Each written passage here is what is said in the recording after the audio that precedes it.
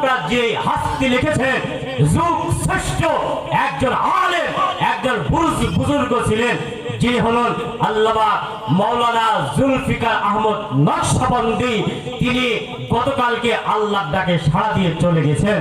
আমরা দোয়া করি আল্লাহ পাক যেন তাকে আল্লাহর এরকম ভাবে কবরের ভিতরে তাকে যেন জান্নাত নসিব করেন, তার স্থানকে যেন আল্লাহ পাক জান্নাতের আলা মাকাম নসিব করেন। সকলে বলো আমিন। এই কিতাবের ভিতরে এই মাওলানা জুলফিকার আহমদ নকশবন্দি এই কথাগুলো সুন্দর করে নিয়ে আসছেন। আমার ভাইরা দুনিয়ার থেকে তিনি গতকালকে বিদায় নিয়েছে। আমরা সকলে আবার দোয়া করি আল্লাহ পাক যেন তাকে জান্নাত নসিব করে। সকলে বলো আমিন। মুসলমান ভাইরা আমার, যে কথা বলছিলাম কোরআন তেলাওয়াতের মাধ্যমে আল্লাহর নৈকট্য লাভ করা যায়। এই জন্য আল্লাহ তাআলা বলেন, ইয়া আইয়ুহাল্লাযীনা আমানুত্তাকুল্লাহ, হে ঈমানদারেরা তোমরা আল্লাহকে ভয় করো এবং আল্লাহর তাকওয়া অর্জন করো। আল্লাহর তাকওয়া অর্জন করো। তাকওয়ার কথা আল্লাহ পাক বলেছেন। তাকওয়া এমন একটা বিষয়, আর তাকওয়া হাহুনা, তাকওয়া এখানে থাকে দেখা যায় না। যে ব্যক্তি আল্লাহর নৈকট্য লাভ করতে চায় ওই ব্যক্তি যেন আল্লাহর তাকওয়া অর্জন করে। ঠিক না? ওই ব্যক্তি যেন তাকওয়া অর্জন করে, আল্লাহর মহব্বত যেন তার অন্তরের ভিতরে আনে। আল্লাহর মহব্বত আনার অনেকগুলো মাধ্যম রয়েছে। এক নম্বরে হলো আল্লাহ পাক রব্বুল আলামিনের সঙ্গে বান্দার মহব্বত হবে।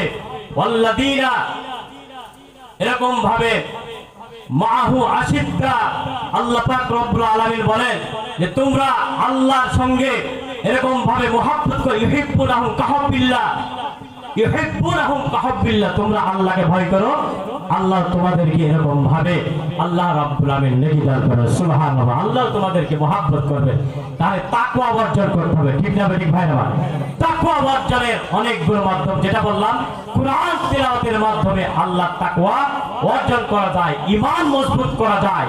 সাহাবায়ে কিরাম কিভাবে তাদের ঈমান মজবুত ছিল, আল্লাহর প্রতি তাদের কিভাবে ঈমান মজবুত ছিল, আল্লাহর রাসূলের প্রতি কিভাবে মহব্বত করতে, আল্লাহ রাব্বুল আলামিন যে আদেশগুলো করেছে সাহাবায়ে কিরাম পুঙ্খানুপুঙ্খভাবে পালন করতেন।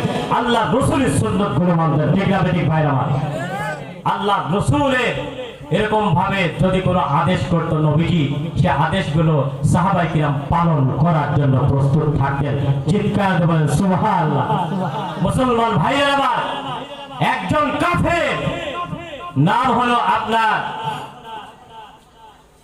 আশরাফ।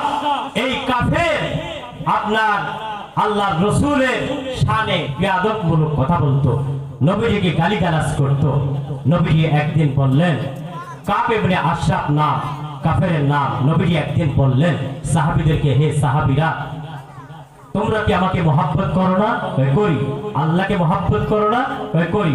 তাহলে আমি তোমাদেরকে আদেশ করছি, কে আছো এই কাব ইবনে আশরাফ তিনাকে হত্যা করে দিবে, কতল করে দিবে। আল্লাহ সম্পর্কে কটূক্তিমূলক কথা বলে, আমি রাসূল সম্পর্কে কটূক্তিমূলক কথা বলে। নাউযুবিল্লাহ বলেন। আল্লাহ সম্পর্কে কটূক্তিমূলক কথা বলা যায়? ভুলভাল ধারণা করা যায়? মিথ্যা আরোপ করা যায়? আল্লাহ সম্পর্কে কোনো মিথ্যা ধারণা করা, কটূক্তিমূলক কোনো কথা বলা যায় না। যদি কেউ বলে তার ঈমান থাকে না, সে মুরতাদ হয়ে যায়। ঠিক না বেটি ভাইরা ভাই? মুরতাদ হয়ে যায় কিনা? আমার মুসলমান ভাইরা আমার, আল্লাহর নবী বিশ্বনবী আখিরি পয়গম্বর রাহমাতুল লিল আলামিন কাব ইবনে আশরাফকে হত্যা করার জন্য বললেন, তোমরা যদি তাকওয়া অর্জন করতে চাও, আল্লাহর হুকুম মানতে চাও, আমি রাসূলকে যদি মহব্বত করতে চাও, আমি তোমাদেরকে আদেশ করলাম, বলো কি আছো কাব ইবনে আশরাফকে তোমরা কতল করবা।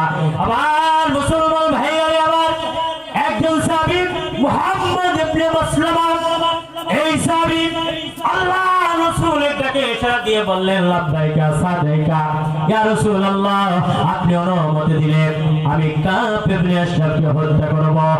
আমার একমাত্র আল্লাহর মহব্বত, আপনি রাসূলের মহব্বত ছাড়া এই মুহূর্তে দুনিয়ার কোনো মহব্বত আমার নাই। পয়গম্বর আপনি যদি অনুমতি দেন আমি কাফেরকে হত্যা করব, তবে আপনার কাছে অনুমতি নিতে চাই। কাফের ইবনে আশরাফ ছিল কাফের, কিন্তু ধনাঢ্য ব্যক্তি ছিল, সে ছিল একজন বড় নেতা ছিল। মুসলমান ভাইরা আমার, সাহাবী বললেন, ইয়া রাসূলুল্লাহ, আমি তার কাছে যাব, যাওয়ার পরে আপনার বিরুদ্ধে একটি কথা বলবো। আমি বলবো মুহাম্মদ বাপ দাদার ধর্ম ত্যাগ করে অন্য নতুন ধর্ম নিয়ে এসেছে, এরকম আপনার বিরুদ্ধে কিছু কথা বলবো। বলার পরে তার কাছে কিছু ঋণ চাইব, আপনি যদি অনুমতি দেন আমি তার কাছে যাব। আমার মুসলমান ভাইয়ের আমার, আল্লাহর নবী বিশ্ব নবী রাহমাতুল লিল আলামিন বললেন, হে মুহাম্মদ ইবনে মাসলামা, তুমি যাও, তোমাকে অনুমতি দিয়ে দিলাম। সাহাবী চলে আসলো, আসার পর এরকম কাফের ইবনে আশরাফকে বললেন, আপনি তো বড় একজন ভালো মানুষ, এই জামানার ভিতরে আপনি অনেক ধনাঢ্য মানুষ, অনেক কথা বললো। বলার পরে বলল, মুহাম্মদকে কতল করার জন্য আপনি আমাকে একটু ঋণ দিবেন কিনা বলুন। মুসলমান ভাইরা আমার, কাফের ইবনে আশরাফ বলল, এমনি এমনি তো ঋণ দেওয়া যায় না। প্রথমে একটা প্রস্তাব দিল, তোমাদের স্ত্রীদেরকে আমার কাছে এরকম ভাবে দেওয়া লাগবে আমানত হিসাবে। কাফের ইবনে আশরাফ যখন এই প্রস্তাব দিল, সাহাবী বললেন, না, এটা তো দেওয়া যায় না, লজ্জাজনক বিষয়। মুসলমান ভাইরা, কাফের বলল, তাহলে তোমাদের সন্তানদেরকে আমার কাছে আমানত দিতে হবে। মুসলমান ভাইরা আমার, সাহাবী বললেন, না, এটাও সম্ভব নয়, এটাও দেওয়া যাবে না। এরকম কাফের বলল, ঠিক আছে, তাহলে কি দিবা বলো। সাহাবী বললেন, হে নেতাজি, আমাদের কাছে কিছু অস্ত্র শস্ত্র আছে, এইগুলো আপনার কাছে আমানত দিতে চাই, এরপরে আমরা আপনার কাছ থেকে নিয়ে নেব। মুসলমান ভাইরা আমার, সাহাবী যখন অস্ত্রের কথা বললেন, এই কাফের রাজি হয়ে গেল, ঠিক আছে, তোমাদের অস্ত্রগুলো আমার কাছে নিয়ে এসে দাও, আমি দেখবো কিরকম অস্ত্র। মুসলমান ভাইরা আমার, সাহাবী বললেন, রাত্রেবেলা তোমার কাছে নিয়ে আসবো। সাহাবী আসলেন, অন্যান্য সাহাবীদেরকেও নিয়ে আসলেন। আসার পর ওই সাহাবী কাফেরকে ডাকলেন, কাফের ইবনে আশরাফকে ডাকলেন। ডাকার পর বললেন, তোমার জন্য আমরা অস্ত্র নিয়ে এসেছি, আমাদের বদৌলতে কিছু ঋণ দিবা। মুসলমান ভাইরা আমার, কাফের ইবনে আশরাফ যখন এরকম ভাবে বিছানা থেকে চলে আসতে চায়, স্ত্রী বলে, প্রাণের স্বামী গো, আপনি কোথায় যাবেন বলুন। কাফের ইবনে আশরাফ বলল, আমার কাছে কিছু আমার আত্মীয় স্বজন আসতেছে, অস্ত্র নিয়ে আসতেছেন, আমি অস্ত্রগুলো আমার নিব, বদৌলতে কিছু ঋণ দেব। স্ত্রী বলল, আমার প্রাণের ভয় হয়, আপনাকে ওরা হয়তোবা দুনিয়া থেকে বিদায় করে দিবে। হে প্রাণের স্বামী গো, আপনি যাবেন না, ওদের কথায় আপনি শুনবেন না, আপনি যাবেন না। কাফের ইবনে আশরাফ বলল, না না, ওদের সঙ্গে আমার চুক্তি হয়েছে, ওরা আমাকে কিছু বলবে না। মুসলমান ভাইরা আমার, সাহাবী যখন কাফের ইবনে আশরাফের কাছে চলে গেলেন, যাওয়ার পরে এরকম ভাবে ডাক দিলেন, কাফের ইবনে আশরাফ কাফের চলে আসলো। আসার পরে মুসলমান এরকম মুহাম্মদ ইবনে মাসলামা বলেন, তোমাকে তো খুব সুন্দর দেখাচ্ছে, তোমাকে এরকম ভাবে খুব সুন্দর লাগতেছে, তোমার শরীর দিয়ে খুব ঘ্রাণ বাইর হচ্ছে। মানে গোয়েন্দাগিরি আর কি, গোয়েন্দাগিরি করে না, যখন গোয়েন্দারা একটা আসামি ধরতে যায়, দেখবেন কত রকম ছলে বলে, কলি কৌশলী কথা বলে, আপনাকে ধরতে হলে আপনার বিরুদ্ধে অনেক কথা বলে, আছে না নাই? গোয়েন্দাদের কাজ হলো তথ্য নেওয়া। মুসলমান ভাইরা আমার, মুহাম্মদ ইবনে মাসলামা এক রাতে আসছে, তিনার চক্ষু ছিল না, চোখ অন্ধ ছিল, একটা কিতাবে পড়েছি। আমার ভাইরা, মুসলমান ভাইরা আমার, মুহাম্মদ ইবনে মাসলামা যাওয়ার পরে বললেন, হে কাফের ইবনে আশরাফ, তোমার জন্য অস্ত্র নিয়ে এসেছি, বিনিময়ে আমাদেরকে তুমি ঋণ দিবে। মুসলমান ভাইরা আমার, কাফের ইবনে আশরাফ চলে আসলো। আসার পরে এরকম ভাবে যখন তাদের ঘিরে বসলো, বসার পরে সাহাবীরা বলেন, তোমার শরীর থেকে খুব সুঘ্রাণ বাইর হচ্ছে, তোমার চুল থেকে সুঘ্রাণ বাইর হচ্ছে। এমন সময় সাহাবীরা এরকম ভাবে আলোচনা করতেছে, যখন চুলে হাত দিবে তখন সুন্দর করে মুঠোটা ভালো করে ধরবে, পরে গলায় থেকে তোমরা ছুরি লাগাই দিবে। মুসলমান ভাইরা আমার, মুহাম্মদ ইবনে মাসলামা এরকম ভাবে কাব ইবনে আজরাবের চুলে হাত দিলেন। কয় তোমার চুলটা তো খুব সুন্দর ঘিরান বাহির হচ্ছে। আমার ভাইরা, মুসলমান ভাইরা আমার, এই বলে যখন চুলে হাত দিল, এরপর সমস্ত সাহাবীরা চুলে হাত দিল। এই কাবের চুলে হাত দিয়ে সুঘ্রাণ নিতেছে। এমন সময় সাহাবী বললেন আমি আবার তোমার চুলের ঘিরান নিতে চাই। কাবের অনুমতি দিল। ঠিক আছে নাও। মুসলমান ভাইরা আবার মুহাম্মদ ইবনে মাসলামা চুলে যখন হাত দিলেন, দেওয়ার পরে এমন ভাবে চুলটা পাকড়াও করে ধরলেন, অমনে ইশারা করে দিলেন, আর সাহাবীরা তার গর্দানটাকে দ্বিখণ্ডিত করে দিলেন। সুবহানাল্লাহ। আমার ভাইরা, মুসলমান ভাইরা আমার, ঈমান কত বড় একটা জিনিস, ঈমানের দাম কত। এই ঈমান সাহাবায়ে কেরাম ছিল আমিনু কামা আমানান নাস। এই সাহাবীদের মতো ঈমান আমাদেরকে আনতে হবে। ঠিক না ঠিক ভাইরা আমার? আমরা যদি এখন একটু বলি যুদ্ধের ময়দানে ডাক দিই যে চলো একটু জিহাদ হবে, সকালে চলো রাস্তায় একটা মিছিল হবে, জিহাদ হবে, আমরা বলি ওগুলো আমাদের কাজ না, হুজুরদের কাজ। ওগুলো কাদের কাজ? এগুলো হুজুরদের কাজ, এগুলো আমাদের কাজ না। অথচ আল্লাহ রাব্বুল আলামিন বলেন যে তোমরা ওসিলা খোঁজো, অবতাগু ইলাইহিল ওসিলা, তোমরা আল্লাহর নৈকট্য লাভ করো, আর ওসিলা খোঁজো, মাধ্যম খোঁজো, মাধ্যমের পরিবর্তে তোমরা জাহান্নাম থেকে আল্লাহ জান্নাতে যেতে পারবে। এই একটা মাধ্যম। আর একটা মাধ্যম হলো ওয়াজাহিদু ফি সাবিলিহি লাআল্লাহুম তুফলিহুন। তোমরা যদি জিহাদ করতে পারো আল্লাহর রাস্তায়, তাহলে আল্লাহর কাছে তোমরা সফলকাম হয়ে যাবা। লাআল্লাকুম তুফলিহুন, তোমরা সফলকাম হয়ে যাবা। সুবহানাল্লাহ বলেন। আমার ভাইরা, জিহাদের অনেক ব্যাখ্যা আছে, অনেকগুলো ব্যাখ্যা আছে, কিন্তু যে ব্যাখ্যার কথা আল্লাহ রাব্বুল আলামিন বলেছেন যে তোমরা দ্বীনের জন্য, ইসলামের জন্য, কুরআনের জন্য জিহাদ করবে, বাতিলের জন্য জিহাদ করবে।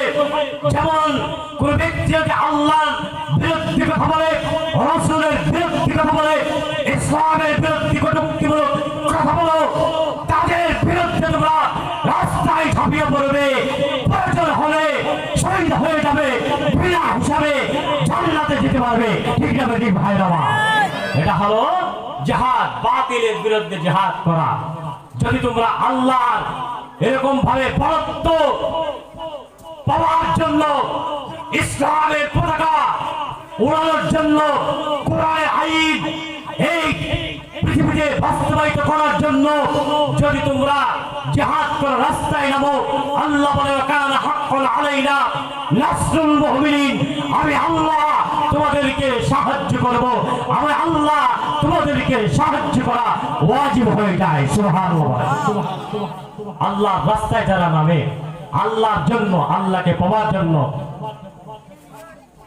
আল্লাযীনা আমানু আশাদ্দু হুব্বান লিল্লাহ, আল্লাযীনা আমানু আশাদ্দু হুব্বান লিল্লাহ। আল্লাহর মহব্বত যার অন্তরের ভিতরে আছে, ওই ব্যক্তি আল্লাহর ওই বান্দার মাঝখানে কোনো পার্টিশন থাকবে না। আল্লাহর মহব্বতে জিহাদে নেমে যাবে। আল্লাহ এবং বান্দার মাঝখানে কোনো হিসাব থাকবে না, পর্দা থাকবে না, দুনিয়ার কোনো এরকম ভাবে স্বার্থ থাকবে না। তাহলে আল্লাহ বলেন আমি আল্লাহ তাকে বিজয় করে ছাড়বো, আমি আল্লাহ তাকে সাহায্য করব। সুবহানাল্লাহ বলেন। আমি আল্লাহ তাকে সাহায্য করব। তা আমাদের ঈমান তো ওরকম নাই, আমাদের ঈমান একেবারে দুর্বল। ঠিক কিনা?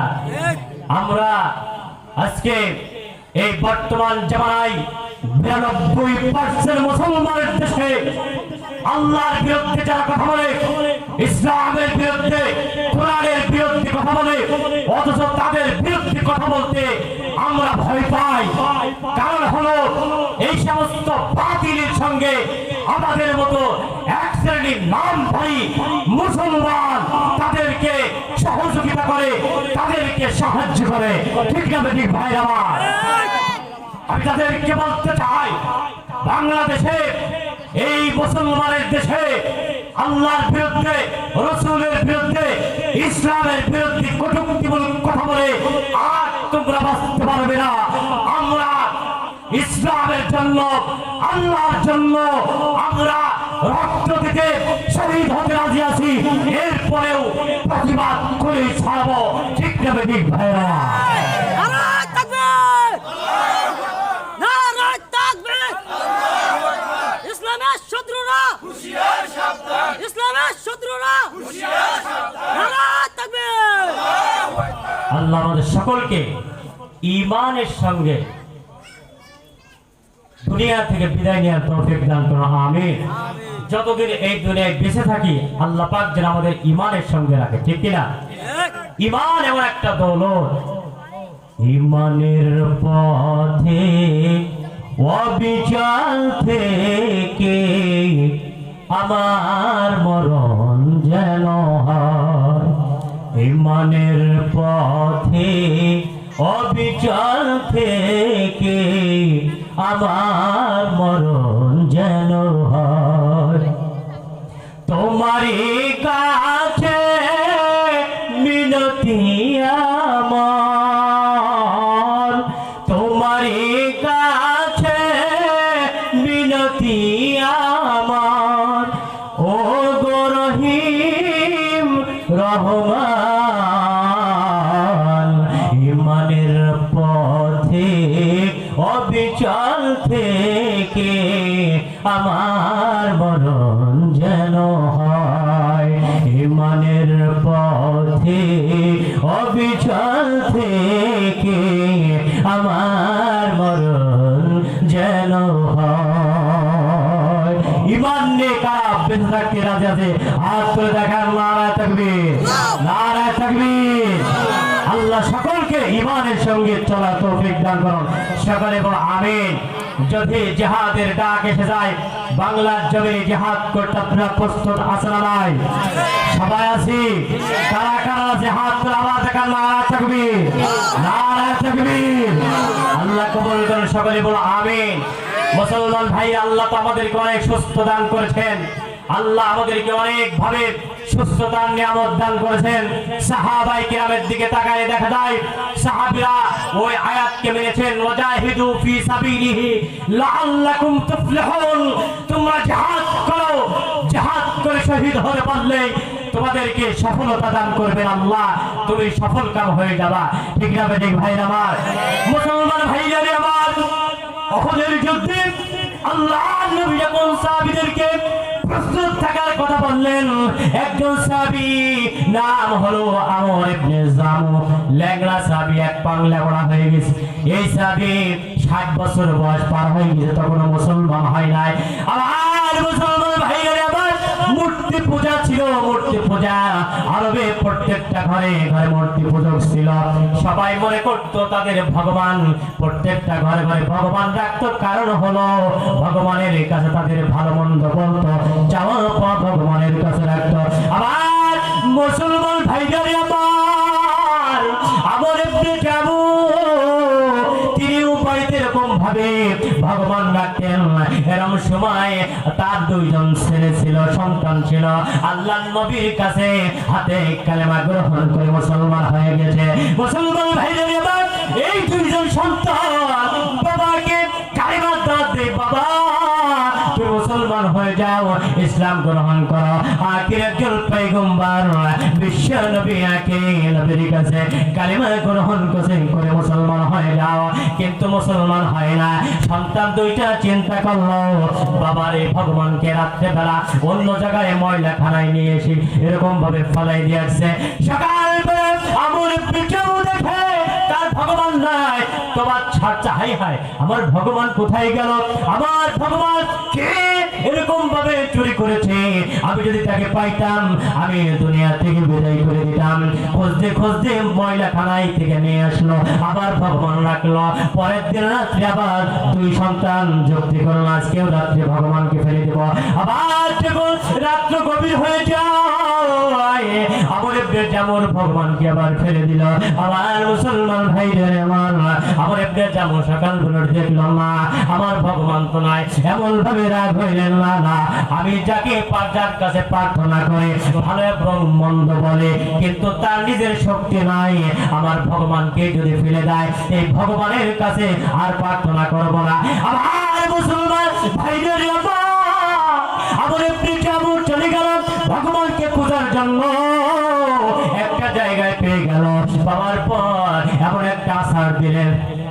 সুবহানাল্লাহ বলবেন, আসতে বলেন সুবহানাল্লাহ। ভগবানের আশার দিছে যে হাত মধ্যে ফেলেছে, আবার বলেন সুবহানাল্লাহ। ভাই ভগবান, তুই ভগবান মানে ভালো মন্দ সবকিছু তোর কাছে আমি বলি, আর তুই আজকাল হারাই যাস, তোকেই মানুষ হ্যাঁ এরকম ভাবে অত্যাচার করে তুই নিজেকেই সামলাতে পারিস না, কিসের ভগবান? আজকে আর ভগবান মানবো না, ডাইরেক্ট চলে আসছে সন্তানের কাছে। সন্তানের কাছে আসার পরে আমরা যাবো বলে এই আমার কলিজার টুকরা সন্তানেরা, আমি বুঝতে পেরেছি আমাকে নিয়ে যাও বিশ্ব নবীর দরবারে নিয়ে যাও।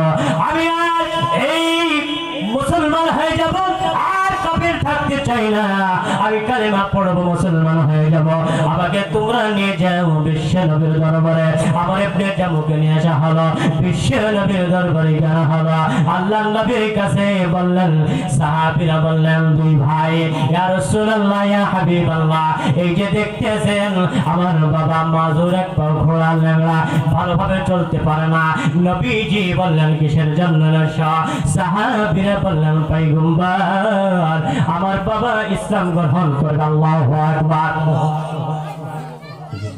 এত আওয়াজ আসছে কেন? মুসলমানের আওয়াজ হবে হযরত ওমরের মতো। ওমর রাদিয়াল্লাহু তাআলা আনহু নারা তাকবীর দিলে 3 কিলোমিটার যেত। চিৎকার দিয়ে বলেন আল্লাহু আকবার, আল্লাহু আকবার। মুসলমান ভাইদের এবার দুই ভাই বলতেছে, পয়গম্বর, আমার বাবাকে নিয়ে এসেছি আপনার দরবারে। আমার বাবাকে কালিমার দাওয়াত দিয়েছি অনেকবার, আমার বাবা এতদিন হেদায়েত হয় নাই, আজকে মনে হয় আমার বাবা হেদায়েত হয়ে যাবে। আপনার দরবারে নিয়ে এসেছি পয়গম্বর, আমার বাবাকে কালিমা পড়ে মুসলমান বানায় দেন। আমার নবী, আমার পয়গম্বর সাহাবীদের কথা শুনে অত্যন্ত খুশি হয়ে গেলেন, আর বললেন, পয়গম্বর বললেন, সাহাবীরা, তোমার বাবাকে বলো পবিত্র হয়ে একটু ওযু করে আসতে। আবার মুসলমান ভাইরা বাবাকে নিয়ে ওযু করালেন, এরপর বিশ্ব নবীর দরবারে চলে আসলেন। আসার পরে বললেন, পয়গম্বর, আমার বাবা এরকম ভাবে পবিত্র হয়ে গেছে, আমার বাবাকে আপনি কালিমা গ্রহণ করে মুসলমান বানায় দেন। আল্লাহর নবী, বিশ্ব নবী, আখিরি পয়গম্বর, রাহমাতুল লিল আলামিন, কালিমা পড়ে মুসলমান বানাই দিলেন। এরপরে উহুদের এরকম সংক্ষিপ্ত আকারে বলে, এরপরে উহুদের ডাক এসে গেল। কিছুদিন পরে আমার নবী উহুদের ডাক দিলেন। ওই সাহাবী চলে আসলেন, ইয়া রাসূলুল্লাহ, পয়গম্বর, আমার বড় আশা, বড় শখ, আমি এতদিন এরকম ভাবে মূর্তি পূজক ছিলাম, আমি কাফের ছিলাম, আমার বড় শখ, আমি যখন ইসলাম গ্রহণ করেছি, আমার শখ, আমি জিহাদের ময়দানে যাব, যুদ্ধ করে শহীদ হয়ে যাব, বিনা হিসাবে জান্নাতে যেতে চাও। প্রস্তাবটা ভালো না খারাপ? প্রস্তাবটা ভালো না খারাপ? ভালো। সাহাবী কিন্তু মাজুর, এক পাও ল্যাংড়া, এক পাও কি ল্যাংড়া, এরপরও জিহাদে যাওয়ার জন্য প্রস্তুত।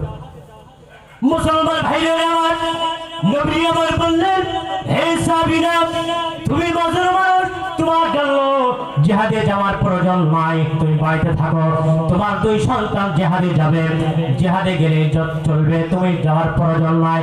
সাহাবী এরকম ভাবে বলতে রাজি নাই, ইয়া রাসূলুল্লাহ, নবী গো, না না না, আমি আপনার কথা মানতে পারি না, আমি জিহাদের ময়দানে যাব, শহীদ হয়ে যাব, আমি কাফেরদেরকে শহীদ করতে চাই। আবার নবী এরকম ভাবে বারবার বলার পরে যখন নাসুর বান্দা শোনা, নবী বললেন, ঠিক আছে, তুমি জিহাদের ময়দানে যাও। আবার মুসলমান ভাইরা আমার পিটাবু যুদ্ধের ময়দানে চলে গেলেন। যাওয়ার পর যুদ্ধের ময়দানে গেলেন, এরকম ভাবে যাওয়ার পরে নবী দেখলেন আমার ইবনে জামু এসেছে। এক পর্যায়ে 9 জন কাফেরকে এরকম ভাবে দুনিয়া থেকে বিদায় করে দিলেন। সুবহানাল্লাহ, 9 জন কাফেরকে দুনিয়া থেকে বিদায় করে দিলেন, কতল করে দিলেন। দেওয়ার পরে মুসলমান ভাইরা আবার আবুর ইবনে জামু 9 জন এরকম কাফেরকে দুনিয়া থেকে বিদায় করার পরে একজন কাফের আমর ইবনে জামুকে টার্গেট করে মাথায় আঘাত করলেন। আমার ইবনে জামু মাথায় আঘাত পেয়ে দুনিয়া থেকে এরকম ভাবে ঘোড়া থেকে পড়ে গেলেন। পড়ে যাওয়ার পরে আমার ইবনে জামুকে সাহাবীরা এরকম ভাবে উঠাইলেন। এরপরে নবীজিকে সংবাদ দিলেন, আল্লাহর নবীকে সংবাদ দিলেন, বললেন ইয়া রাসূলুল্লাহ মাজুর সাহাবী আমর ইবনে জামু শহীদ হয়ে গেছে। আল্লাহর নবী এসে আসার পরে নবীজি আমার দেখলেন সাহাবী শহীদ হয়ে গেছে। এরপরে আমার নবী সাহাবীদেরকে বললেন আমি দেখতে পেলাম আল্লাহর নবী বিশ্ব নবী এরকম ভাবে জিহাদের ময়দান থেকে আসলেন। আসার পরে রাত্রিবেলায় আল্লাহর নবী স্বপ্ন জগে দেখলেন আমর ইবনে জামু জান্নাতের ভিতরে দৌড়াদৌড়ি করতেছেন। আল্লাহর নবী বিশ্ব নবী আখির পয়গম্বর সাহাবীদেরকে বললেন হে আমার প্রাণের সাহাবীরা আমর ইবনে জামুর ব্যাপারে স্বপ্ন দেখলাম। সাহাবীরা প্রশ্ন করলেন ইয়া রাসূলুল্লাহ আপনি কি স্বপ্ন দেখলেন জানতে চাইবো পয়গম্বর। নবীজি বললেন সাহাবীরা শোনো আমি স্বপ্ন জগে দেখলাম আমর ইবনে জামু জান্নাতের ভিতরে দৌড়াদৌড়ি করতেছে। সুবহানাল্লাহ, জান্নাতের ভিতরে দৌড়াদৌড়ি করতেছেন। মুসলমান ভাইরা আমার নবী আমার বললেন জান্নাতের ভিতরে দৌড়াদৌড়ি করতেছেন কিন্তু ল্যাংড়া পাও দিয়ে না। আমি লক্ষ্য করে টার্গেট লক্ষ্য করে দেখলাম আমার ইবনে জামুর দুনিয়ায় থাকতে যে পাওড়া এরকম মাজর ছিল, ল্যাংড়া ছিল, কিন্তু আজকে লক্ষ্য করে দেখলাম আমার ইবনে জামুর সেই পাওড়া আর ল্যাংড়া নাই। আমার আল্লাহ রাব্বুল আলামিন আমার ইবনে জামুর পাওড়া আগে থেকে ভালো করে দিয়েছে। সুবহানাল্লাহ, ভালো করে দিয়েছেন। পাও আমার ইবনে জামু জান্নাতের ভিতরে দৌড়াদৌড়ি করতেছে। মুসলমান ভাইরা আবার যে কথা বলছিলাম যে ওয়াজাহিদু ফি সাবিলিহি লাআল্লাকুম তুফলিহুন, যেই ব্যক্তি এরকম ভাবে আল্লাহর রাস্তায় জিহাদ করে শহীদ হয়ে যাবে আল্লাহ রাব্বুল আলামিন তাকে এরকম ভাবে জাহান্নাম থেকে মুক্ত করে বিনা হিসাবে আল্লাহ তাকে জান্নাতে দিয়ে দিবেন। চিৎকার করে বলেন সুবহানাল্লাহ। আমার ভাইরা আমরা কি সেই সাহাবীদের অনুসরণ করতে রাজি আছি না নাই? আছি না নাই? আল্লাহ তাআলা আমাদের সকলকে এই দুনিয়াতে ঈমান নিয়ে এরকম ভাবে বেঁচে থাকার তৌফিক দান করুন। বাতিলের বিরুদ্ধে সোচ্চার হয়ে দুনিয়ায় যতদিন বাঁচবো বাতিলের বিরুদ্ধে লড়াই বাঁচতে চায়। ঠিক না বেঠিক ভাইরা? বাঘের মতো বাঁচতে চায়, বিড়ালের মতো বাঁচতে চায় না। এই যে আপনার পশ্চিমবঙ্গে এই মাসের 6 তারিখে আপনার পশ্চিমবঙ্গের কথা, আপনার ভারতের কথা কি বলবো, আমি তো ভারতে বহুত সফর দিই। একেবারে আপনার কলকাতা থেকে আসাম ত্রিপুরা, প্রায় কলকাতা থেকে আপনার আসাম 1200 কিলো রাস্তা, গুয়াহাটি বোঝাই, এরপরে ত্রিপুরা প্রায় 1800 কিলো রাস্তা। এই সমস্ত এলাকার সফর দিয়েছি। মুসলমানদের উপরে কিভাবে অত্যাচার হচ্ছে।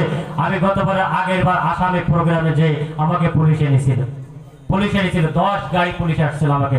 নিউ বঙ্গাইগাঁও একটা রেল স্টেশন আছে, ওখানে একটা থানা আছে বিজলি থানা, এই থানায় নিয়েছিল।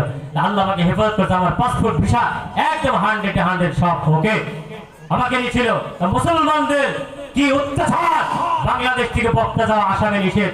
ওখানকার মুখ্যমন্ত্রী হিমন্ত বিশ্ব শর্মা এখনো আছে। কলকাতায় যেভাবে মুসলমানদেরকে অত্যাচার করা হচ্ছে, রাজস্থানে যেভাবে মুসলমানদের উপর অত্যাচার করা হচ্ছে, আমার ভাইয়া এই বাবরি মসজিদ 92 সালে ভাঙার পরে আল্লাহর একজন বান্দা এই মুর্শিদাবাদে বেলডাঙ্গা নাম হলো হুমায়ুন কবির, তৃণমূলের একজন এমএল ছিলেন। তিনি এরকম ভাবে নিয়ত করেছে আমি আবার বাবরি মসজিদ করবো, মসজিদ ভেঙে রাম মন্দির হয়েছে, যত টাকা লাগে আমি মসজিদ করব, বাবরি মসজিদ বানাবো, তার টাকা পয়সা দিয়ে ঈমান কত মজবুত থাকেন দিনের জন্য এই বেচারা 6 তারিখে ডাক দিয়েছে। সমস্ত মুর্শিদাবাদ আসাম থেকে এরকম ভাবে আপনার পশ্চিম বাংলার যত মুসলমান আছে সকলেই টাকা পয়সা ইট বালু সিমেন্ট রড দিয়ে সেখানে ভরপুর করে দিয়েছে, এলাকায় মুখরিত করে দিয়েছে, দেখিয়ে দিয়েছে মুসলমানদের ঈমান কত মজবুত। এই পৃথিবীতে এখনো মুসলমান আছে। আমরা হিন্দুস্তানে বসবাস করে আমরা মুশরিকদের ভয় পায় না, মুসলমান ভাগের জাত, তাকে এরকম ভাবে হুমকি দেওয়া হয়েছে, কেন্দ্রীয় নেতারা হুমকি দিয়েছে, এরকম মুখ্যমন্ত্রী হুমকি দিয়েছে। হুমকির পরোয়া না করে এই বাবরি মসজিদ তৈরি করার জন্য আবার প্রস্তুত হয়েছে, ইকবাল শিবির তৈরি হয়েছে। আল্লাহ পাক হুমায়ুন কবিরকে কবুল করুন। আল্লাহ পাক হুমায়ুনের মতো ঈমান আমাদের সকলকে দান করো, সকলে বলা হবে আমরা তার মতো হতে চাই কি চাই না। এই বাবরি মসজিদ আবার তৈরি করেছে আমাদের বাংলা রাজ্যের শাইখুল হাদিস, এরকম ভাবে বড় একজন হাস্তি সকলে জানেন আল্লামা শাইখুল হাদিস আল্লামা বাবরুল হক বাবরি মসজিদ তৈরি করার জন্য উদ্বোধন করেছিলেন।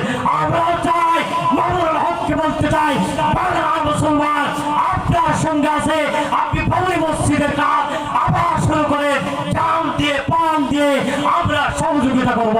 ঠিক আছে কি ভাই আমার, কারা কারা যদি হাত তুলে দেখা না থাকবি ইসলামের শত্রুরা, হুশিয়ার সাবধান, ইসলামের শত্রুরা, হুশিয়ার সাবধান, লিল্লাহে তাকবীর। আমার মহাব্বতের কলিজার বন্ধু হযরত মাওলানা নুরুল ইসলাম গুলজারি সাহেব এসে গেছেন। আজকের এই মাহফিলের যিনি সভাপতিত্ব করবেন আল্লামা হযরত মাওলানা ফারুক হোসেন হাফিজাহুল্লাহ, পরিচালক শাইখুল হাদিস জামিয়া আরাবিয়া নূরে মদিনা মুজারবিল মাদ্রাসার হুজুর এসে গেছেন। আমাদের পাশাপাশি শাইখুল হাদিস আল্লামা শামসুদ্দিন কাসিমি সাহেব স্টেজে এসে গেছেন এবং বিশেষ বক্তা এসে গেছেন। আমি আর সামনের দিকে এগোতে চাই না।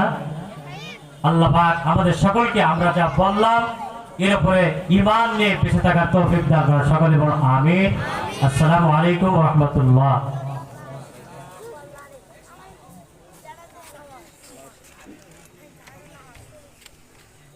মাশাআল্লাহ, জাযাকাল্লাহু আহসানাল জাযা। হযরত যখন যাবত আমাদের মাঝে অত্যন্ত চমৎকার করে